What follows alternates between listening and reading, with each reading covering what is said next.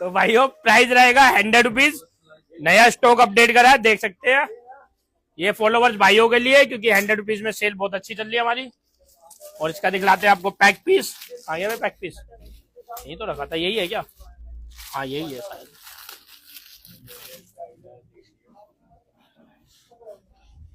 ओ दूसरा पांडा है भाई, दिखला दिया। तो प्राइस रहने वाला है सिर्फ और सिर्फ 100 रुपीज। जिस भाई को चाहिए पेज फॉलो करो और वीडियो ज्यादा से ज्यादा लाइक करो।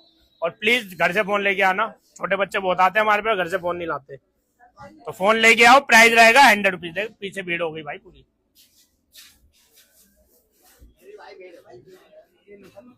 हाँ हाँ ले लो भाई, बेचने के लिए लाए हैं ये भी, देख सकते हैं। हाँ जी भैया वो 10 नंबर है, ले मैं तेरे को 9 नंबर देता हूँ। ये क्या है, मेरे पास काम चोर ज्यादा हो गया। एक मिश्रा जी हिलता नहीं है।